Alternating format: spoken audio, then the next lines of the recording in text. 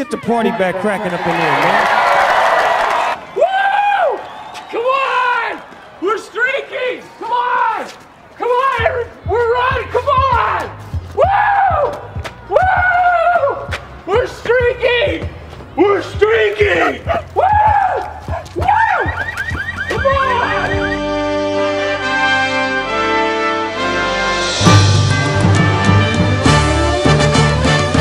All right, ladies and gentlemen, 3 episodes ago, Chris Zweifel signed off on that episode saying that we need to turn it around, right? So 3 weeks ago was about June 19th. June 19th, like late June. And we signed off like one of those episodes we were real down, okay? And one of the things Zweifel said, we need to turn it on right goddamn now. I'm Max Schwabe.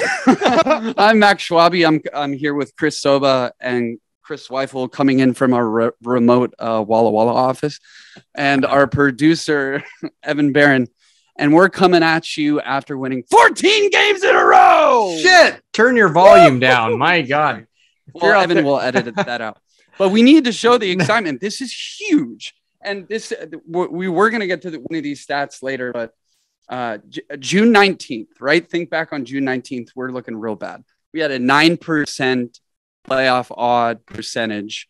As of today, the Monday going into the All-Star break, the Mariners we have the second wild card spot, a game behind Tampa Bay for the first, and we have a 70% chance. Now, I always like to, and I know I'm taking up a lot of the initial opening here, but I always like to take that with a grain of salt because we have a whole nother half of the season. But like, what matters is we're right where we goddamn want to be. So I'm really happy. Are you really happy? I mean, yeah. I mean, we didn't think, well, like we said last episode, we wanted them to be at 500 by the the All-Star break, for a chance to sit the playoffs. We're 9 games over 500. We're 9 games back of the Houston Astros for the AL West spot. And just think about this. As you just said, June 19th, 29 days ago from today, on Sunday, we had a 29-39 record. 29 days later, 51-42. 51-42. We've gone 22 out of our last 25 games. Think about that. Think about that. Soak that in. That's incredible. It's incredible. It's like we said, like everybody knows, the only other streak we've had like this was in 2001 when we won 15 games in a row. And now we're 1 game away from matching that total. If you've ever seen the zombie movie 28 Days Later, this is the sequel 29 Days Later. We have an infection and it's called freaking winning. Oh, I love that so much. Dude, what's more? There was a monkey talking to the Seattle Mariners, and what? Do you know what he said about this winning streak? This better be good. A monkey? Yeah. What? That they've been on a roll lately. Oh, Jesus. Oh, God. I was about to say something cool, and then you come in with that. Okay, please save something cool. Please save Sobba. Okay, 14 games in a row. Impressive, right? But what's more impressive? 22 out of the last 25 or 14 in a row? I will give you my take. I think 15 in a row, because we would tie our all-time record, is more impressive. But, dude, 22 out of the last 25? Yeah. That is incredible. And when you're talking about a team that was a losing team and an underachieving team, how do you pull that off? Like the Yankees or the Braves, who previously had the longest win streak, a team like that who's already really good, they've already proven that they're good, they already have a winning record. When they pull that off, you still think it's impressive, but you don't look at it like this. It's like, This is a team that was down and out, man. 9% odds to make the playoffs. I will say last year in September, I think early September or even mid-September, we had less than a 1% chance to make the playoffs, and we didn't make the playoffs, but we got yeah. So we got very, very close. We got very, very close, and we turned those odds into almost 50-50 odds at one point. I think we were 4 games out. We were looking it was about 50-50, and we came up on the wrong side of it. But today we stand at a 70% chance. I've been betting my ass off on mybookie.com. I'm making a lot of money because the Mariners are in every one of my bets. And they just keep proving me right. And I've gone way up. You know, the account's looking great right now. But these Mariners right now. How much fun is this? I mean, to have a Mariner podcast right now when these guys are doing this, I freaking love it, man. Yeah. This is right where we want to be. The other thing to your point, Zweifel, because 14 wins in a row is incredibly impressive, and so is 22-3. But like, I'm seeing here that we had 6 come from behind victories in this winning streak. So like, you think about a situation like on Thursday when we were down 4-0, 5-1 against the Rangers, the opening game of the Rangers series. Like, we could have just rolled over and been like, yeah, sure. Like 11 wins in a row is pretty great. Like, it still puts us in a sexy position in the standings. But we said no, sir. I said no, sir. No, sir. No, sir. And here's another fun fact that Sobba pulled. And it could have been Zweifel, but I doubt it. Because he doesn't know how to use a computer. What the fuck does that mean? He doesn't know how to use computers. That's what it means. Yeah, exactly. Oh, the longest winning streak heading into the All-Star break in like all time. And wait, Sobba, do you want to talk? Yeah. So I'm sure Mariners people saw this on Twitter, but the longest winning streak heading into the All-Star break ever happened 3 times. It was 10 games. 10 games, 1935 Detroit Tigers. They had a 10-game winning streak heading into the All-Star break. They won the World Series that year. 1945 Chicago Cubs, 10-game winning streak heading into the All-Star break. They won the pennant. 1975 Cincinnati Reds, 10-game winning streak heading into the All-Star break. They won the World Series. Seattle Mariners, 2022, 14-game winning streak heading into the All-Star break. We're going to win the Super Bowl. TBD. TBD. So it's incredible to see the history that's coming up with this streak and everything that's happening. It's something that we have never witnessed before, that I know for a fact I can't remember, because we've said multiple times. 2001, we were in first grade. Dude, I hate when you say this. I went to so many games that year. Yeah. Whatever. This is from my perspective. So get out of here. But I didn't get to witness or remember any of that stuff. And so this is stuff that I'm seeing, honestly, for the first time ever. It's historic. Hey, if I'm following that trend right, so it's 1935, which would be the first team. They won the World Series. Chicago Cubs, 1945, they won the pennant. And then the Reds in 1975 won the World Series. So the Mariners are coming in next. We will win the pennant, but we will come up short of the World Series. Is that what I'm reading here? No, just twice the odds. Oh, I see what you're saying. If odds are, staying with each other. I'm just following the trend. Dude, I'd be happy with the pennant. Don't get me wrong. Sure, I'd be happy with the playoffs. Yeah, be happy with the playoffs. That's what we're looking for. No, we're getting greedy now, aren't we? We are getting greedy. Yeah, we're 9 games back to the Astros now. Yeah. Well, so now let's entertain the idea of. Zweifel, what are your thoughts on here? Because you've always been kind of bagging that idea of. Of course, dude. Yeah. Come on. There's no way that I thought we were going to do what we just did. Yeah, I was like, if we can squeeze into the last wildcard spot in the last day of the season, I'm taking that. I mean, obviously, but now we're looking at it as like we could be the number 1 wildcard spot. We could even win our own division.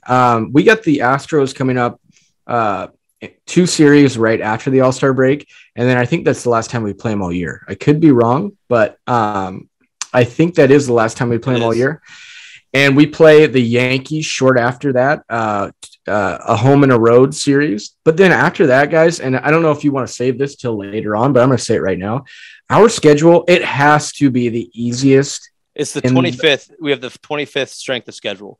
But that is counting those 4 Correct. series. That's counting the Yankees and the Astros. I'm saying after that, if you look through it, there's no way there's a team that has an easier schedule. I mean, just a bunch of Tigers, Royals, Athletics, Angels, Rangers, Nationals again for 2. We do get the Braves. I think like September. Is that at home? Yeah, it is September 9th, 10th, and 11th. But you know what? That's one that literally might be the only hard series. Besides, I think we play the Guardians and the White Sox, who are like mid. I mean, that's just good baseball.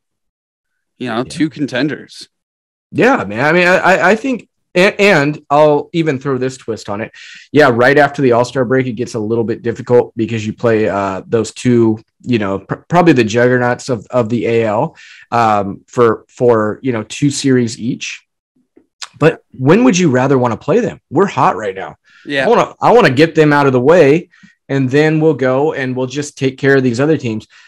I think this looks amazing for us right now. The way I look at it too is there's no better time to have this winning streak, and it's already, you've already kind of elaborated on it, but like we've built such a cushion that inevitably like our winning streak is going to end. Well, I don't know if you could say we've built a cushion. Okay, dude, you can say that. Yeah, we totally have, because we have a lot of games left, and Sure. and with the assumption too that we're going to do well with these easier teams. So right after the All-Star break, 13 out of the first 20 games that we have after the All-Star break are against the Houston Astros and the New York Yankees. And I'm going to be a realist here. Like we're not going to be able to sweep the Yankees. Kevin Garnett, man. Dude, Anything is possible. yeah, sure. Fine.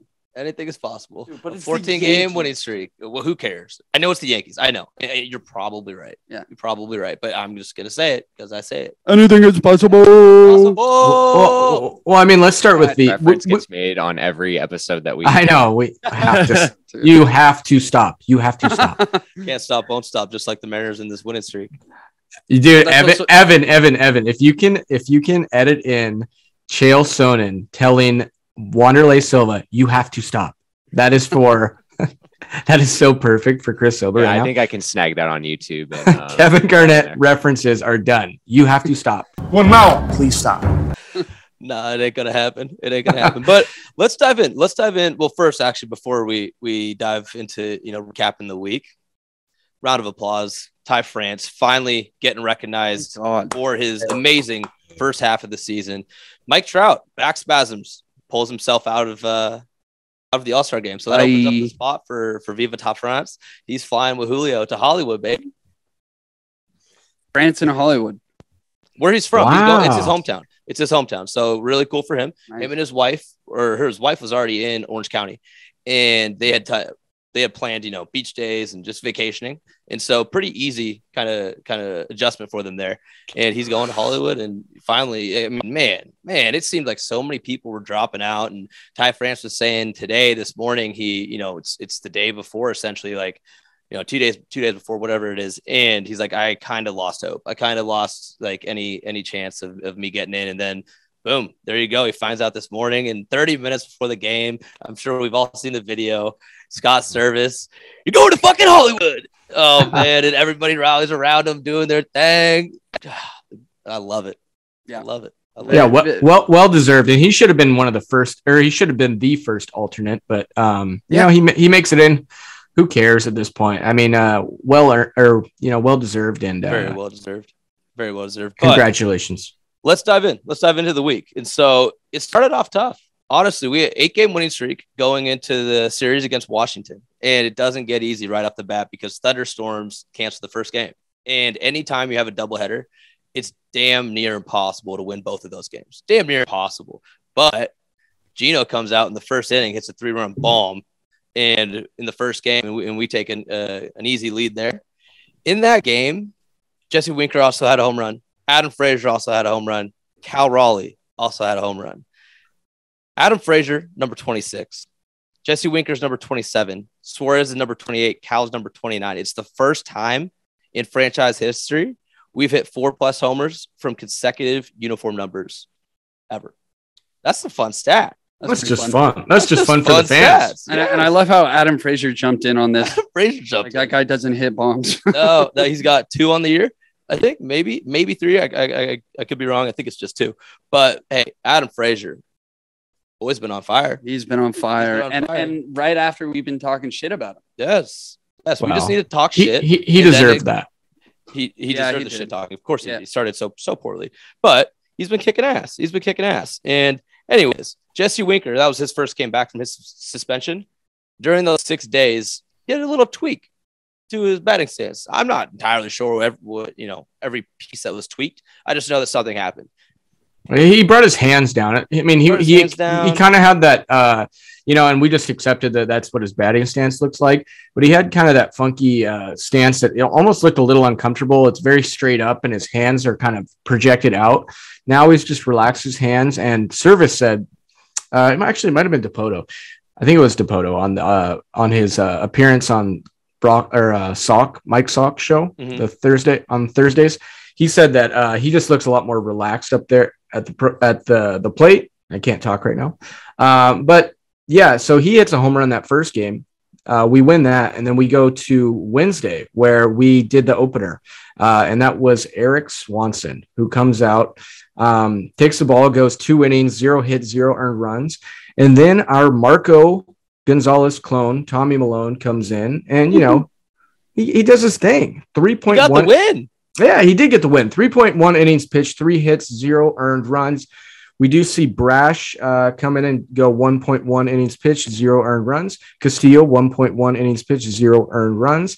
And then back to my betting, boys. I had us winning by 2 runs, and it would have netted me $230 profit. Oh, yeah, Juan Soto. And friggin' Juan Soto hits a pointless home run. Well, it turned out to be pointless, but it cost me big money. Yeah. So Seawald does give up 1 earned run, but we close that game out. We win by 1 run. And Winker, as we were talking about, hits his 2nd home run of the day. So his first day back, and it turned out to be his 2nd game back, but he goes a homer in both games. And we get out of Washington with 2 games in a short 2-game series. And then we have a tough turnaround. And Sobba, you're going to break down Thursday, aren't you? Yeah, I loved leaving Washington. Fuck them and fuck their non-having roof stadium. Doesn't matter. We'll still take 2 games from you. We'll get out of there. Tough, though. This next game, going into Texas, this was the chance. Honestly, this was the chance for the Rangers to take the game, a game of the series. On paper, this is what it looked like would happen, but that we wouldn't win. We flew into Texas at 3 a.m. After that doubleheader in Washington, we get there early, and then we have a game the next morning. Jeez. Marco Gonzalez did not look like the typical Marco Gonzalez we've seen. I am so annoyed on Twitter. So Mariners Twitter was just throwing in the towel so early. They're like, all right, Marco Gonzalez, he's so inconsistent. All right, this is the game we're not going to win. We'll chalk up the L. Let's take the next 3 afterwards. I'm like, guys, first of all, Marco's not been inconsistent. He's been phenomenal, especially over his past 5 or 6 games. But second, have we not learned to just not give up on this team, whether it was 2021 or 2022? Don't give up. Something crazy could happen. And I don't know. It's like the 3rd inning, 4th inning, when we're down 4-1, 5-1. People are giving up. But we do what we needed to have done. And Sam Haggerty, it was in the 4th inning. We're down 4-0. Sam Haggerty steps to the plate. And Sam Haggerty hits a liner to center field, gets past the center fielder, and right as it got past the center fielder, I knew that Haggerty was around the bases for the inside the Parker. First inside the park home run since April 15th of 2007, where our boy, William Bloomquist, he had the last inside Parker. And so that was great to see there.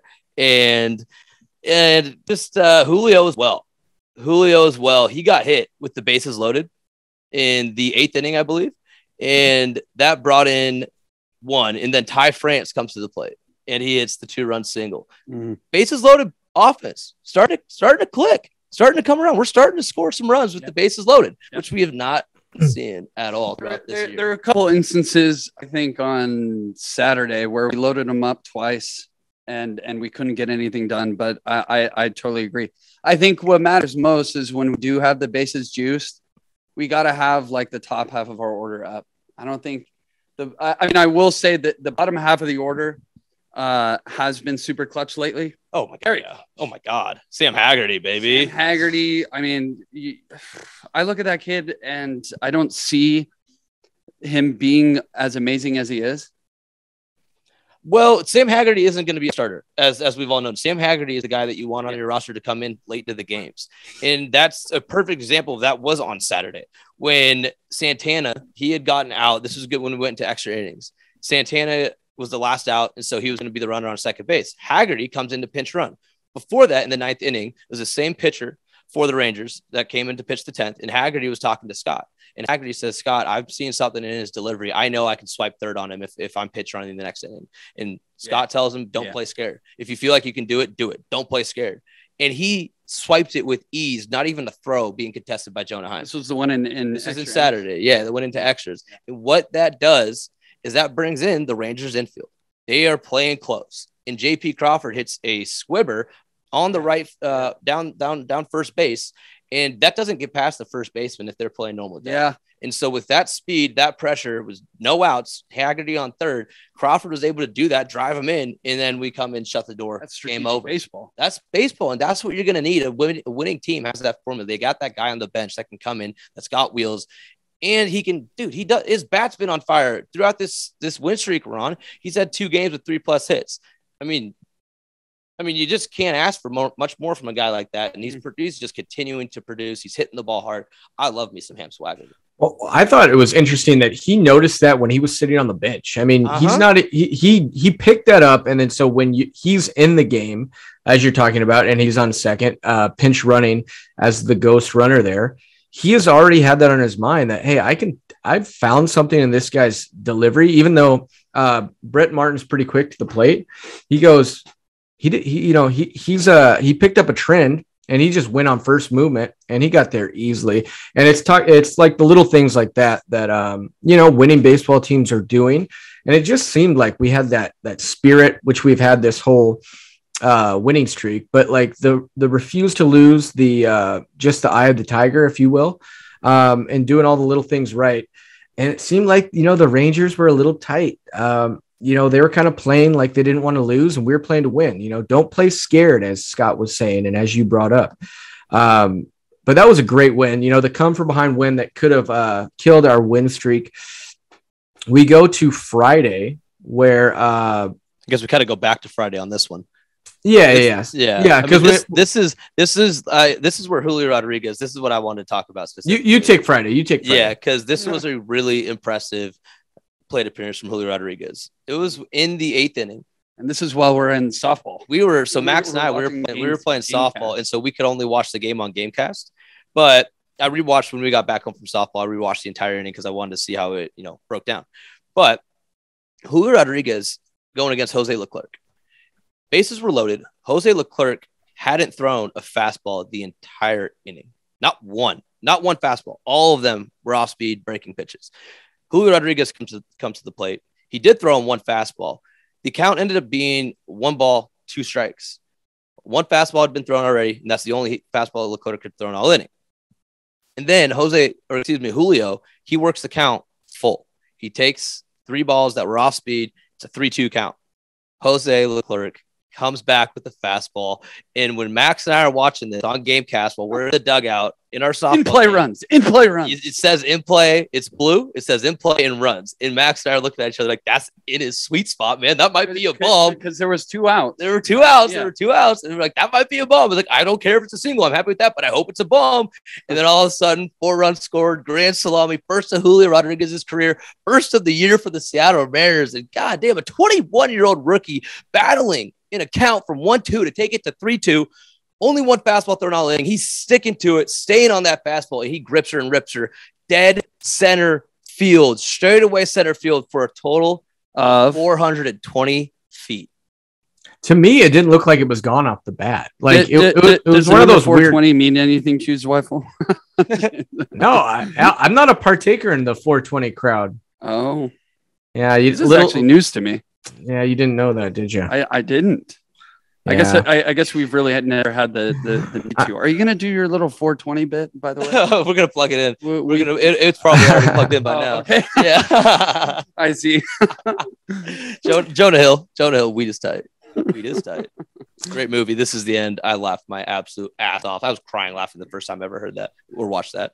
But yeah. Is anyone else lost right now? I don't know what you guys are talking about. You've never seen the movie This Is the End? No, I have, but I don't know. You're not lost. It's when Jay was talking to Jonah Hill and Seth Rogen, and Jay's like, I kind of just want to smoke some weed or something. And then Jonah Hill's like, oh, weed is tight. Weed is tight. That's awesome. That's awesome. Weed is awesome. It's a great line. I don't remember that, but yeah, I didn't think that ball was gone by Julio. I kind of thought it was going to be one of those balls that was caught, and then you just see it keep going, and then you realize how strong this kid is, which we already knew. but just didn't look like off the bat it was going to go. And obviously, I was elated when it cleared the wall. And our first What a word! It's not even that big of a word, Chris. Elated though. All right, it's you got Webster's dictionary right next to you. You flipping through the pages trying to find big words. Yep, just looked that up, and I got a thesaurus here as well. So huge win, and that was Friday. So we go to Saturday. Carlos Santana returns to the lineup, down 1-0 early in the top of the third. We gotta shout out Santana. My goodness, because this was a sad story. This was sad because Santana did have to miss. We only missed one game, but Santana's his family's house caught on fire, and thankfully none of them were. I don't even think they were in town, so nobody was hurt at all. But the pictures were pretty bad, so that sucked. But really good to get him back into the lineup because Zweifel. I know we already talked about the ending of this game when Haggerty pinch ran for him, but you take it over, keep going. So why is it a sad story, right? Because he has insurance. There's no one in the house. Okay, fine. It's still a bummer. It's still a bummer. I mean, sad story. Right now? Sad story. I'm expecting to hear that like a pet died or like someone couldn't get out of the house. No pets died, thankfully. Everybody was okay. Everybody. Right. We love Carlos Santana, and I'm not trying to come off that way, but sad story. It's just a little unfortunate, I think. Yeah, I think I think it's more than sad. No, unfortunate and sad are synonyms. I mean, they're in the same category. So whatever, call it what you want. I don't know about that. Call it what you want. Being a wordsmith here, give me a break. Anyway, I just use elated, so I am the wordsmith. Max, why don't you break this down? You go to Sunday. Let's just skip over Saturday. Well, no, we can't skip Saturday because Matt Festa, he came in. This is when our bullpen was used pretty strongly, and Matt Festa had to come in, and he strikes out the side in the bottom of the 10th inning. Sexy. Oh my goodness. That boy loves his slider. He loves his slider. First career save for Matt Festa. Round of applause for you, my guy. Round of applause for him. But Sunday was today. Max, take it over.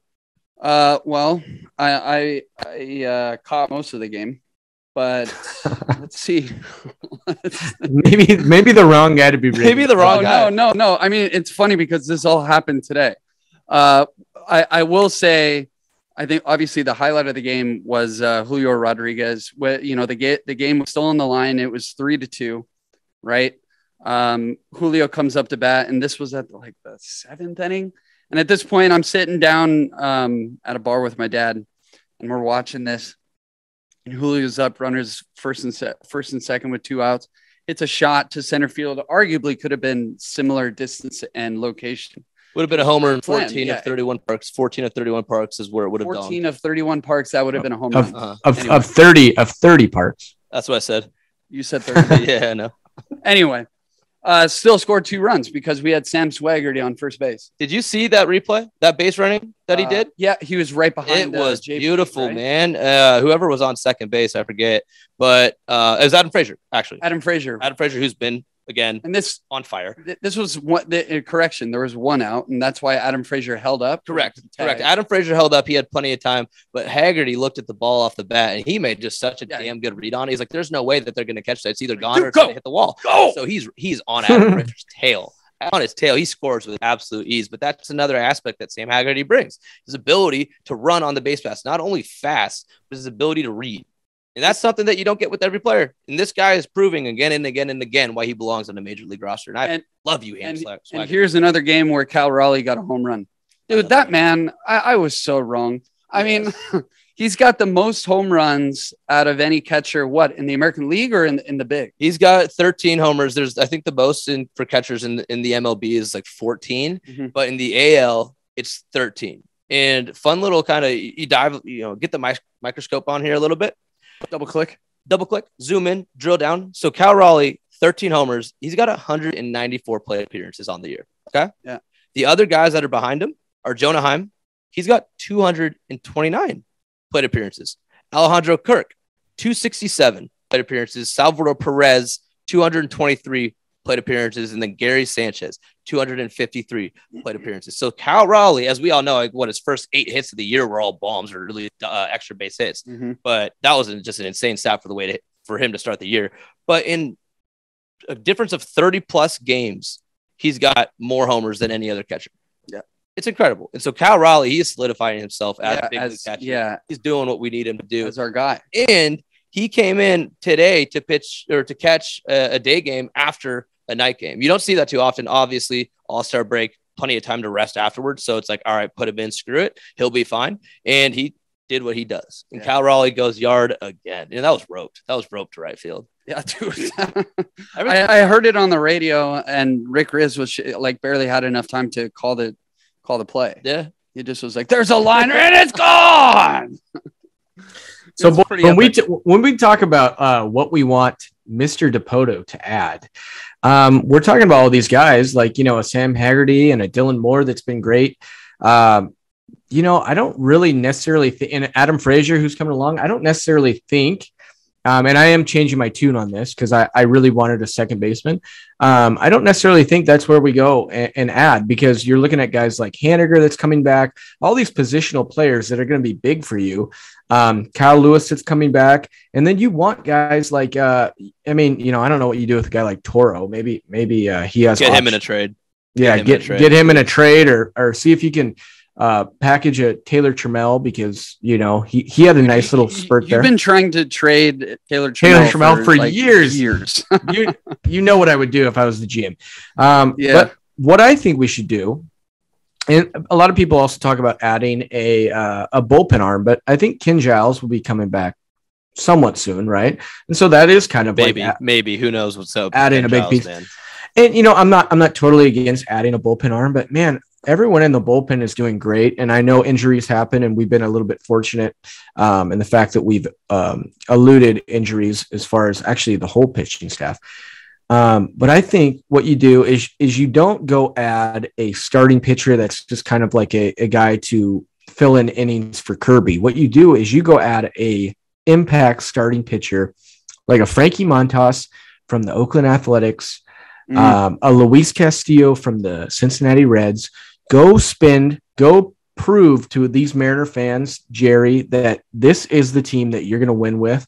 And I would just keep all the position players where they are. I mean, we're already adding, like I already said, with Haniger coming back and Kyle Lewis. This thing's going to get stronger just by adding your organizational pieces back in. What you can do, though, like I said, I'm not against adding another bullpen arm, because you can always add another bullpen arm. But go add a big-time starting pitcher. So not only do you have Ray Gilbert, but then you got a guy like Frankie Montas that slots in there. You still got your Chris Flexens. You still got your Marco Gonzalez's. I don't think we need Marco. Oh my goodness! What? Why? Shut the. I'm going to save you. I'm just you and the rest of Mariners Twitter. Shut up, man. Damn it. What is your problem? I don't like you. I wasn't going to say anything earlier. He hasn't been consistent. He hasn't. What the? Dude, stop. This is worse than your Cal Raleigh take. Dude, no, it's not. No, it's not. Oh, my goodness. Did you see in that game? Fine, I won't take myself like too big of a hole, but like I think we could do without Marco Gonzalez. I know I'm interrupting you, but I feel like I'm just saving you from saying something stupid. Okay, fine. Like the last game that he pitched was his first poor outing in a while, and he gave up those runs early in the game, and then he went 6 innings, and he was kind of like, in a way, an unsung hero in that game by getting to 6 innings and keeping us at just a 4-run deficit. So the guys could get stuff going, and we end up coming back and winning that game. Okay, fair enough. But like hypothetically, if we didn't have any room to add anyone in our starting roto, what would you do? So you would just like drop what I would do? You would just drop Marco out of the starting rotation. You know how Chris would grab my hair and put it in a you're about to go bald water in like 5 years. It's not like you need your hair. What? Dude, if you were the GM hairline, you're like Aang from Avatar. Dude, if you were the GM, my God. You guys ever seen a live physical fight on a podcast? Because I'm about to throw hands. I'm about to come through this computer screen. Dude. Whatever. Anyway, all right, yeah, sure. Like we go out, we get another star. Another star, Juan Soto. He is the sweepstakes are open, denying a 15-year, $440 million contract. 15 years, dude. You're going to spend the rest of your life in Washington, D.C. I know. Life in Washington, D.C. With that, the stadium doesn't have a roof. Who wants to play there? Nobody. Do we? I mean, obviously, any team and every team has to be in on the sweepstakes of Juan Soto. The guy's 23 years old and he's going to be a perennial all-star. Obviously, he is just amazing. What if we had Juan Soto and Julio Rodriguez in the same outfield? I mean, damn.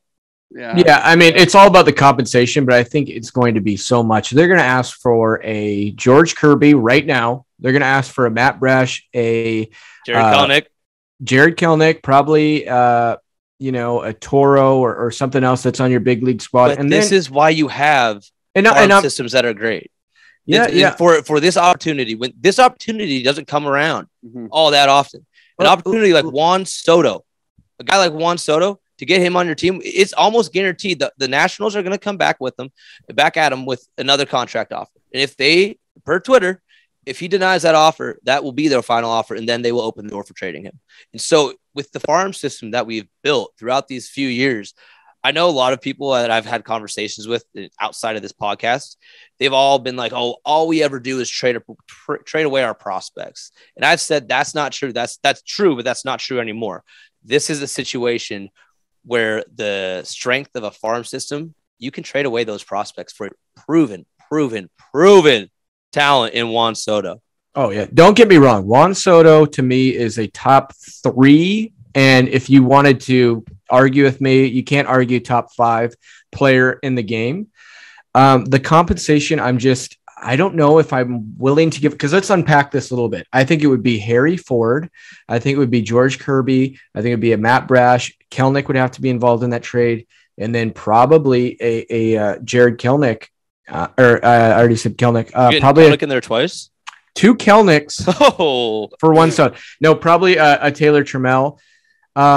Really, the problem I have with it is the Kirby, the Kelenic, and then the Harry Ford. And I would probably be okay with doing that. I'm so more than okay with doing that. You still have to pay Julio. So you're going to add a 14-year, $400 million contract. You got to pay Julio pretty much like that, because I think Julio is going to be a Juan Soto. So now you got 2 guys making $800 million. We're fast forwarding a little bit on Julio, but I mean, I think that's what he's going to command.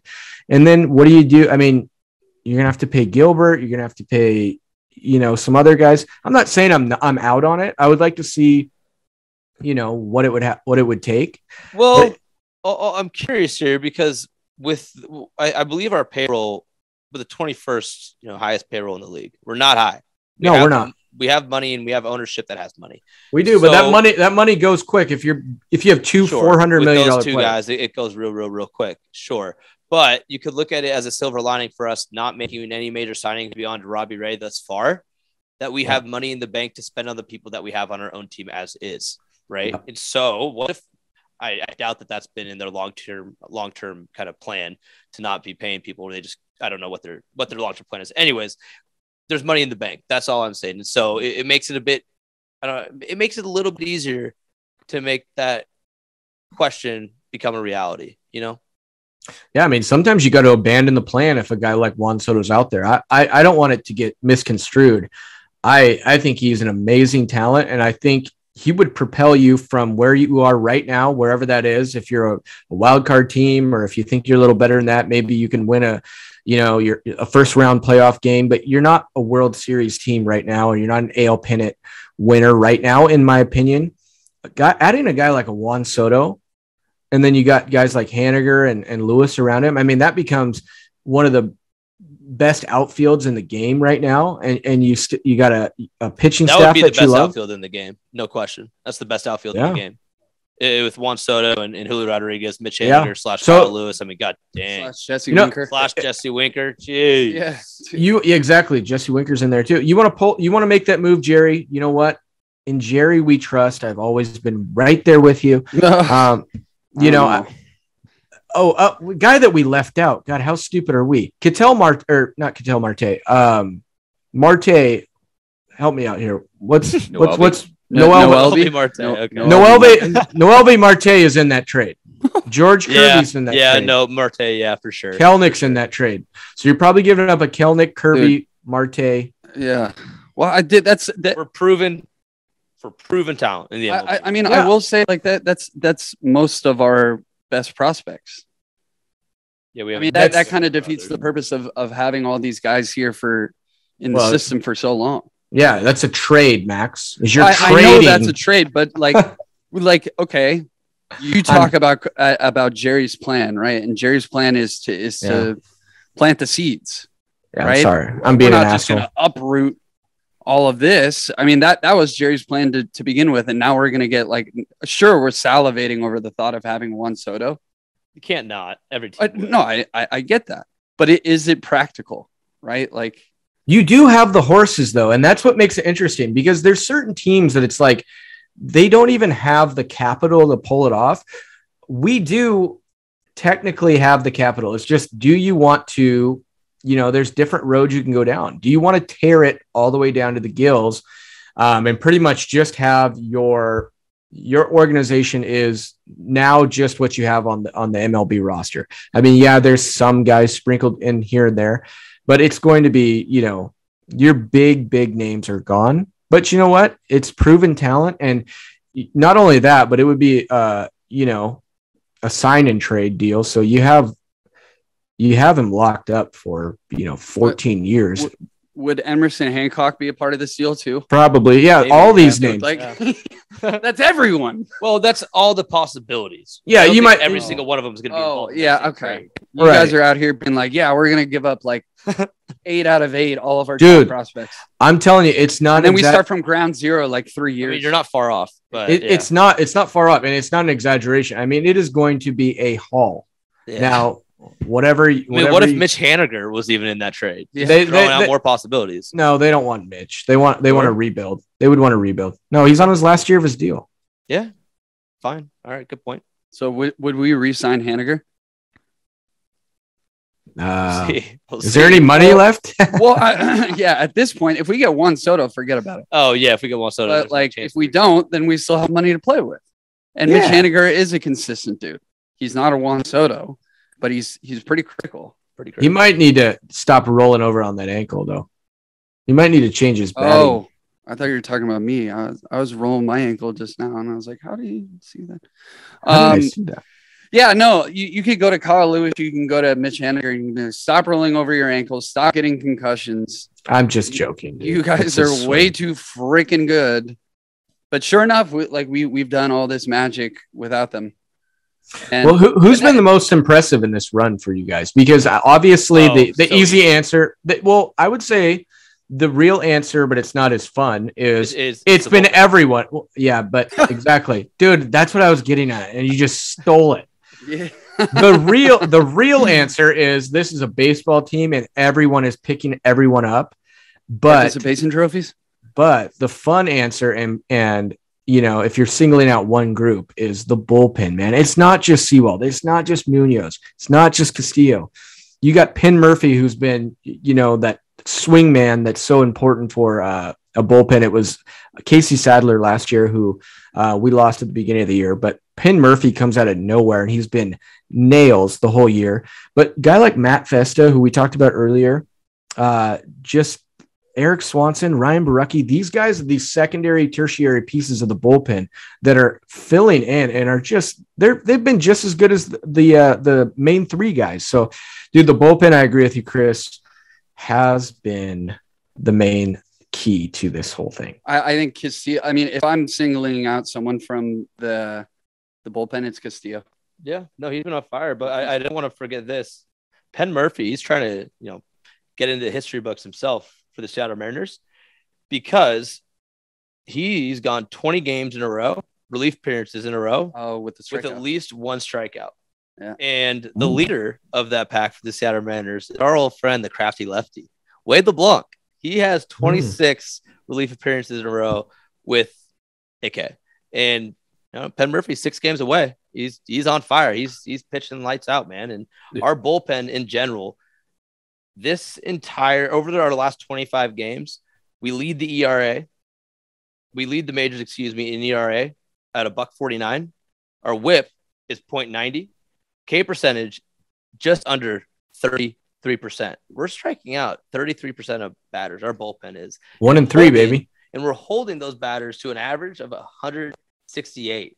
I mean, that's just stuff you don't see from a bullpen often. And it starts with pitching. Or every win, every successful team, it starts with pitching. If you can have a dominant bullpen that can come in and close close games out, you're going to win. You're going to win a lot of games. Are you talking about a 168 average against? Batting average against. They're holding. Yeah. Max, let me say something real quick, then I'll give it to you. Well, I already forgot what I was going to say because of all right. I'll just steal it. I'll just steal it, my guy. Crazy Wade LeBlanc stat. His numbers against Shohei Ohtani. I'll give you guys a hint. It's Justice Sheffield, man. It's not Wade LeBlanc. Yes, it is, dude. It's Wade LeBlanc. Sure? Yeah.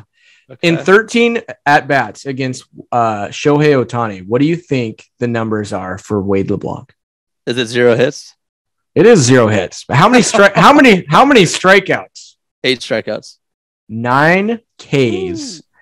And 9 times. Ohtani, Nine times. Ohtani 0 for 13 against our guy Wade LeBlanc with 9 Ks. Sorry, Max. Stole your thunder. Yeah, you did. I really think that I think those stats belong to Justice Sheffield, man. They don't. I just listened to a Wade LeBlanc podcast and a Wade LeBlanc podcast. Well, it was the Seattle Mariners podcast with Wade LeBlanc. And unless I was like tripping on acid and the whole 40 minutes was not Wade LeBlanc, but it was. It was Wade LeBlanc. Where is Wade LeBlanc? No, he's retired. He's loving life. Well, you said, Chris, when you said that stat or whatever, the 26, you said is. You're supposed to say past tense if he's retired. It's called the Seattle Mariners podcast. What? Yeah. There's a podcast out there called the Seattle Mariners podcast? Yeah, dude. Friday. Sheffield's numbers are also insane against him, so that's all I'm saying. He's got 12 plate appearances, 6 strikeouts, no hits. Talk about a forgotten Mariner. Hey, who's still with us? He's actually been good this year. In the minors. We'll keep him down there. We have no room for him on the major league roster right now. No room. Sorry. But hell of a week. And what we get to, baseball's not done for the Mariners. I know we don't play this week until Friday at least, but when you're listening to this on Monday, Julio Rodriguez is going to be competing for the home run derby. You guys think he's got a chance? So one of the pregame in Texas, he did you see this? He did a practice round. Yep. Under 4 minutes or 4 minutes of getting BP. He hit, I want to say 39, maybe 34, but 34 to like 30. Let's call it 35 home runs in 4 minutes. Damn. Yeah. And this was in Texas. Obviously. This was in Texas before one of the games. Holy cow. Yeah. That kind of blows my mind that they would do that type of batting practice before the game. Why? Because it just gets just wear them out. One wears them out, and 2, it gets the hitter doing a home run swing. Right, it gets them out of their normal approach. But Julio's too good. He'll be able to adjust. He does, and he did. Yeah, he went off. Yeah, exactly. Wow. I think he's got a shot. Brett Boone seems to think that that's nonsense. The whole home run swing, and I mean, I don't know. I'm not an MLB player, and I don't really have. Isn't Brett Boone like your favorite player? I caught a home run ball from Brett Boone. Oh, that's right. That's what it was. But he said, I don't buy into that, man. A guy like Julio, like, he knows what it is. He's going to like single that out and he's going to go out and compete like it's a home run derby, but he's too talented and he didn't really buy into that being a thing for other players either. But it is a thing that people think about that, guys getting a home run conscious and they, could ruin their swing. So one kind of fun thing for my fantasy football league, we're doing to pick the draft order for our league this upcoming year. We all got assigned 2 players from the home run derby. My players happen to be Pete Alonso and Julio Rodriguez. So you're going to win. You're going to win. And so it's the most combined homers for both people, right? And, it then picks the order from top to bottom. And the guys, they were telling me they were all doing they were all, on their phones, FaceTiming or whatever, drawing the names out of the hats. And beforehand, they were telling me this, and they're like, yeah, we were getting the names ready. And we're like, oh man, watch Chris to somehow get Julio Rodriguez. And in my first pick, my first draft or whatever, they pull out Julio Rodriguez. And then in unison, apparently they all go, fuck Chris. All 5 of them in unison. And I was just like, damn it, I wish you guys had that on video. That would have been great to see. But so that's going to be really fun. I've never kind of done anything like that for fantasy football. And, obviously combining it with the MLB. So that'll be fun to watch the home run derby tomorrow. Aren't we kind of a tandem thing on fantasy football? Yeah, Zweifel. So I think they're kicking you out. Because I was too good. Well, we didn't even make the playoffs. So they just didn't we? No, we Dude, didn't. and didn't Sobba do all the lineup setting and stuff? No, you get get that like mixed not up. do jack shit, Zweifel. That's literally the opposite. Hold on. Evan, what do you have to say? Do you want Zweifel out of the league? I got to come back or go to bat for my co-host. So yeah. No, I want to hear why am I getting? Not that I care. Why? Here, Not that you care. Let me expand on this. So we draft in person, and so last year, Chris literally brought his laptop in front of the board and had Zweifel draft for his entire team. So the whole league was upset because of that. And so that was okay. So that wasn't even Sobba's team. They were saying I had like a computer bot drafting for me, and it was just Zweifel. It's like, don't give him that much credit. He's not a bot. Dude, we didn't make the playoffs. We didn't make the playoffs. I don't think we did, man. I don't think we did. We had a great team, man. We had a great team, but we didn't squeeze it out. Anyways, we're not a fantasy football podcast. Yeah, we're not. So it's kind of fun, though. Yeah, but it's related to Julio Rodriguez. Yes, it is. It will be critical in the success of your season. Yeah, I guess so. Yeah. I guess so. It will. And if he wins the home run derby as a rookie, 21-year-old rookie, I mean, just take a step back and remember. I know nobody's forgetting this, but what we're witnessing right now with Julio Rodriguez is Ken Griffey Jr.-esque. Yeah. We're seeing something that, Jesus, man, I didn't know if I'd ever get to see this as a Mariners fan. And a few days this weekend, I would wake up in the morning. I would go walk to Safeway. I would go purchase the Seattle Times because I wanted to read up on what happened. Although I've already read most of these articles online already, but I wanted to get the real paper, the real deal. Sit in the park as my dog runs around. I'm sitting in the sunshine, reading with a cup of coffee. And man, I would just start tearing up, man, as I'm walking to the park. I'm thinking about like what it's going to be like when the Mariners are in the playoffs, when the stadium is packed, we have a home game, and everybody's losing their mind. Everybody else is probably tearing up a little bit because nobody's gotten to witness this since 2001. If we do this damn thing, and we continue this damn run, I will happily tear up, and I can't friggin' wait. Oh, you'll be crying. You'll be crying. So after the All-Star break, with this 14-game winning streak, do you think now T-Mobile starts to fill up? I think the fans start coming to the park and supporting the boys coming up. Yeah. Oh my gosh, the first game back is against Houston, and Houston actually they have one less day off. They have a doubleheader on Thursday against the Yankees, and then we play them on Friday for game 1 of a 4-game series. But yes, so Evan, to answer, by the boys. Hopefully they get spanked by the boys in the Bronx. It may be in Houston. I'm not sure. Either way, lots of travel for them after 2 games on one day. They come to Seattle. But to answer your question, Evan, I think that T-Mobile Park is going to be freaking rocking on Friday. Sellout crowd. Chance to tie the Mariners' longest win streak in history at 15 games against Houston, who we're single digits back from 9 games back. Yeah. And I've been saying, don't give up hope on on not just the wild card, but the division, the goddamn division. Have you been saying that? I don't remember. Yes, I have. And you always knock me off my rocker. He's thrown it in there a couple times, dude. But like, admittedly, all of us have been like, I literally texted Chris and I was like, I think that this was like maybe 6 games into the win streak. And I texted him and I was like, I think the Astros are way too far out in front. So I'm almost rooting for the Astros to beat up on teams that are directly in front of us. And he was like, yeah, I think the Astros. No, I did not say yeah. I said it's getting close to there, but I definitely was like, no, I disagreed with you fully. I disagree with you. Don't put that evil on me. Dude, putting that evil on you, Ricky Bobby. I'm so eager to see like how this break will affect the team. Because like they're gonna come back and they'll be like, all right, like let's keep this shit going. Let's pick up where we left off. But dude, JP Crawford said this in a post-game interview. They were asked like, what's this team like compared to last year? And JP's like, I didn't think that a team could be any closer than we were in 2021. But damn, here we are in 2022, and we're closer than we've ever imagined. Big part, as we've noted on last episode, is Carlos Santana, that veteran coming in, teaching the young guys, and he just has rejuvenated his year. Guys going off, hitting homer after homer for us in big time situations. But man, we have just some pieces that are great right now, but we don't have all of them yet. We still have other pieces that are coming back. Yeah. I mean, at the end of each win, like we see the outfield like get together and do their little can. At the end of Sunday's game, it's been the last few games. The last few games, the whole team comes together in the infield and does the can.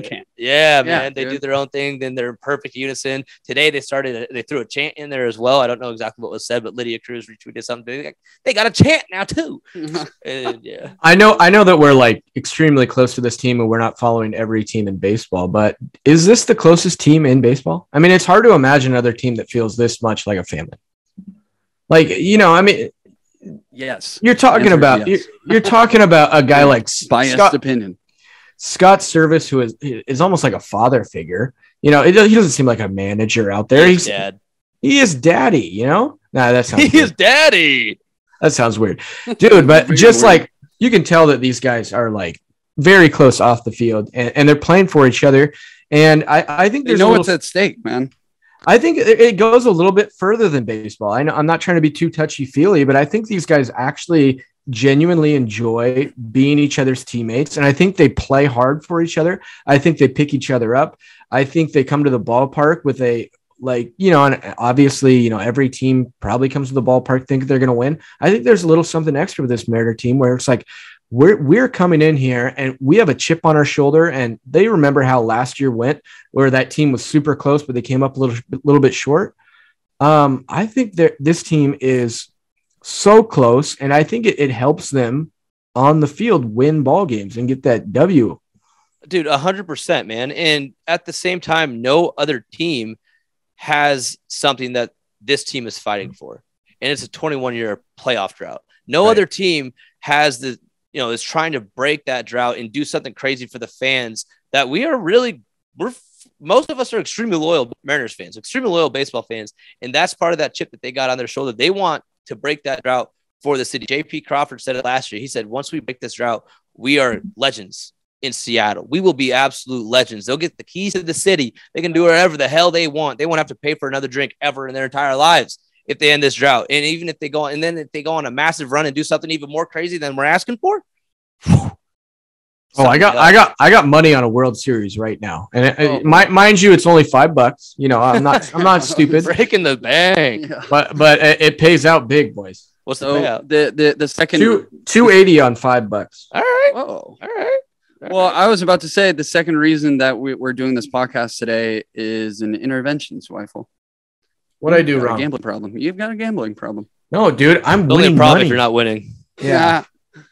I put if you're not winning. I put $100 in, and I've just been, absolutely killing it. I don't want your new income. I mean, main source on days that I'm not working and I see that I made a lot of money, I'm like, damn, it might be my new income. Now, I won't tell you what I'm up, but it's significant and it's awesome. I would like to know what you're up. Yeah. I would. I'll tell you. Actually. It kind of gets me hyped. I don't really gamble, and I definitely don't gamble on sports. Sometimes they'll get some exposure if like the vibes are high. Wait, when you do gamble, what do you gamble on? If it's not sports? Well, when I gamble, I play blackjack. Oh, okay. Cards. All right. Yeah, cool. Cards. Cool. Well, that's a lot of shit that we covered. Well, I will say there's one thing that's left on our sheet, and I don't know how it got here. I think it's misinformation. I don't know if we can legally put it. I don't know how it got there either. No. So the last stat here says Zweifel is super dope. In parentheses, he's really cool, smart, and funny. I don't think that's accurate, man. For the last time, whatever you put on that teleprompter, Burgundy will read. Yeah. And this is Max Schwabe signing off saying Zweifel is super freaking dope. He's really cool, smart, and funny. Well, Larry Stone tweeted this out. This is a great place to end it. After winning our 14th consecutive game, the Mariners, we also cut our deficit to Houston, as we've touched on multiple times, to single digit, 9 games. Larry Stone said, I believe this is the point in 1995 when Jay Buhner said, forget the fucking wild card. We're winning the division. He said that? He said that. Wow. So let's go Mariners. Fuck the wild card. Let's take this division 9 games back. We start the series against them. We start the All-Star the second half against them. Let's see what we can do. Marco Gonzalez will be on the bump. For all you Marco Gonzalez haters, screw you. For the rest of you, go Mariners. Go Mariners. Thanks for staying with us for the first half of the season. We got epic second half of the season coming up. Thanks for staying tuned in. I'm Max Schwabe, Chris Sobba, Chris Zweifel, and Evan Barron. Thanks for being with us. Go Mariners.